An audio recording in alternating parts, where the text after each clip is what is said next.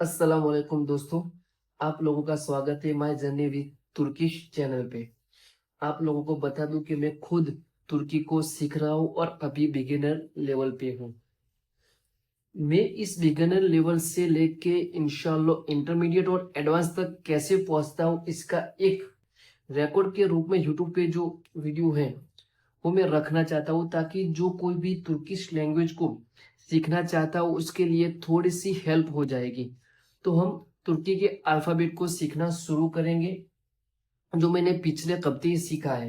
तो तुर्की की जो लैंग्वेज थी ना, वो 1928 से पहले 1928 से पहले वह लोग अरबी और फारसी का इस्तेमाल करते थे। किसका? अरबी और फारसी लैंग्वेज का इस्तेमाल करते थे।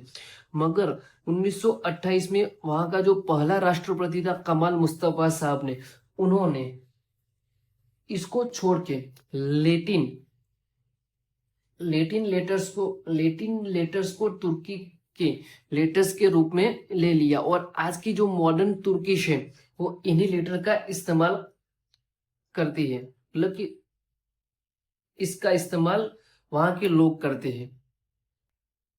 तो हम अल्फाबेट की बात करें तो तुर्किश का जो अल्फाबेट है उसमें टोटल 29 लेटर से इंग्लिश में कितने लेटर से? I think 26। इंग्लिश में 26 लेटर से, यहाँ पे 29 लेटर्स, 3 लेटर ज्यादा है। और इसकी बात करूं तो उसमें 21 कंसोनेंट और 8 वावल है। 8 वावल। इंग्लिश में जो 5 वावल्स है, ए ई आई ओ यू, यहाँ पे ये इंग्लिश के वावल्स है इंग्लिश में। और तुर्किश में जो वावल्स है ना, उसकी बात करूं तो ये आ, फिर ए, फिर आई, ई, फिर ई, फिर ओ, फिर ये ओ, फिर ये ऊ, और फिर ये ऊ। ये जो 8 वावल्स है ये तुर्किश के वावल्स है। और एक बात, इंग्लिश के जो ये वावल्स है ना, कई बार इनकी जो प्रोनाउंसिएशन होती है वो कई बार डिफरेंट डिफरेंट होती है। जैसे कि हम बात करें केक, फिर कैमल। जैसे कैमल, यहाँ पे एम ई है, मतलब कि मे। फिर भी हम क्या पढ़ते हैं? कैमल। कैट में केक, एक कैट भी है। जैसे कि केक, यहाँ पीछे के ई है, फिर भी हम क्या पढ़ते हैं? केक। मगर तुर्किश में ऐसा बिल्कुल नहीं है। वहां पे जो साउंड की जो वावल्स की जो साउंड है वही वही साउंड रहेगी, और साउंड का जो प्रोनाउंसिएशन है वही सेम रहेगा। ये ये काफी अच्छी बात है। तो मैं पूरे पूरी अल्फाबेट को यहाँ पे लिखने वाला हूं। सबसे पहले ये उस आ, और ये उसके ये जो फर्स्ट लेटर, फर्स्ट एबीसीडी होती है, और ये सेकंड एबीसीडी, उसी तरह ये फर्स्ट और ये सेकंड आ। इसको अगर बोले तो इस तरीके से आ, हिंदी में इस तरीके से आ, और इंग्लिश में देखो तो ये डबल आ, फिर बे, फिर क्या? बे। तो इंग्लिश में लिखो तो ये बे, और हमारा हिंदी में ये बे। इस तरीके से मैं ये रोमनाइज इंग्लिश में लिखने वाला हूं बी। फिर आएगा जे। ये क्या है? जे। हा, इसको बोलते हैं जे।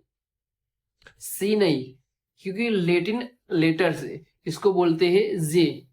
उसके बाद आएगा चे। ये है चे। उसके बाद आएगा डे। ये है डे। उसके बाद आएगा फे।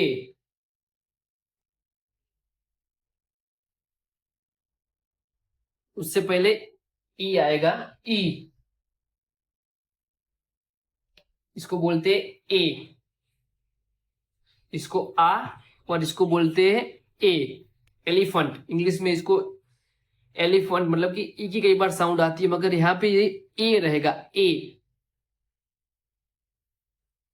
फिर आएगा जी, जिसको बोलते हैं गे। इंग्लिश में जी बोलते हैं, मगर यहाँ पे इसकी साउंड होगी गे, जी ई। फिर एक और लेटर जो इंग्लिश में नहीं है, यूमोशा जी, जिसकी कोई साउंड नहीं है, नो साउंड, इसकी कोई साउंड नहीं है और इससे कोई भी लेटर स्टार्ट भी नहीं होगा। फिर हे, फिर आई,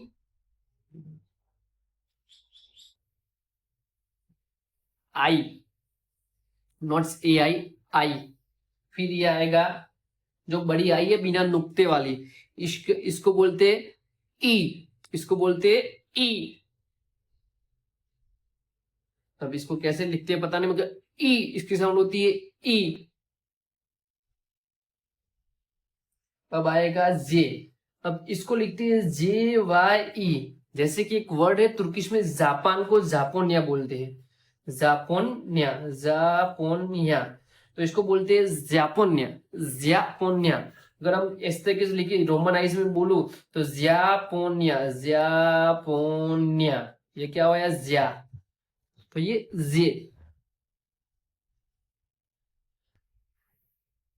फिर के, फिर ले, फिर में। ये सारे के सारे इंग्लिश वाले ही है ने, सिर्फ कुछ में डिफरेंस मिलेगा। फिर ये इसको नहीं निकाल नहीं देगा, एंड फिर ये ओ, ये ओ, इंग्लिश वाला ओ। एक इसके बाद आएगा ये ओ, ये गले के पिछले हिस्से से निकलेगा, ये जो बड़ा बिना नुक्ते वाला ओ है वो गले के पिछले हिस्से से ओ, और ये निकलेगा ओ सिंपल। ये आगे के जो दो लिप्स है उसको गोल करके ओ, ऐसे गोल करके ओ। फिर आएगा पे, क्यू तो इंग्लिश में है, क्यू तो तुर्किश में है ही नहीं। क्यू डब्ल्यू और एक्स इतने नहीं होंगे, क्यू डब्ल्यू और एक्स ये है ही नहीं। फिर आएगा रे, ये रे, ये पे। फिर आएगा से, फिर आएगा शे, ये शे। फिर आएगा टे, ये आएगा टे। फिर आएगा, यहां से ये निकाल देता हूं थोड़ा सा।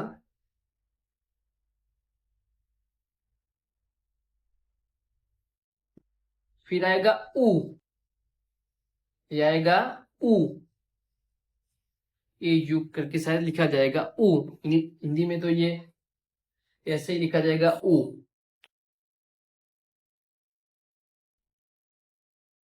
फिर आएगा ये दो नुक्ते वाला ऊ, जिसको ऊ की आवाज मिलेगी, ये गले के पिछले हिस्से से आएगा ऊ, और ये आएगा ऊ सिंपल, ये आगे के लिप्स से होगा ऊ।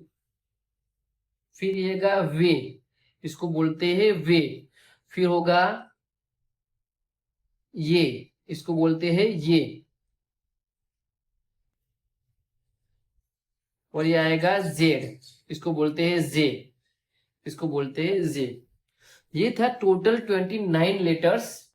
तुर्की के जो लेटिन अल्फाबेट थे ये टोटल 29 है, जिसमें से फिर से दोहरा दो 21 कंसोनेंट है, कंसोनेंट, और 8 वावल। और एक और बात, तुर्की में कोई भी जो वर्ड होगा ना उसमें प्रोनाउंसिएशन तो रहेगा ही रहेगा। कोई भी वर्ड जो होगा ना उसको हजफ नहीं कर सकते, उसका प्रोनाउंसिएशन हमें करना ही करना है। और एक और बात, जो वावल्स है ना, जैसे कि ये और अराबा, जिसका मीन्स होता है कार, गाड़ी, तो हम आराबा, आ को ज्यादा खींचते नहीं है, आराबा, आराबा, रोबर बा को पीछे ज्यादा खींचते नहीं, बा नहीं, बा सिंपल। ये आ के साथ है ना बा, मतलब कि जो वावल्स है ना वो छोटा सा खींचते हैं, ज्यादा लंबा खींचना नहीं है। तो हम डे 1 में इतना ही मैंने सीखा है।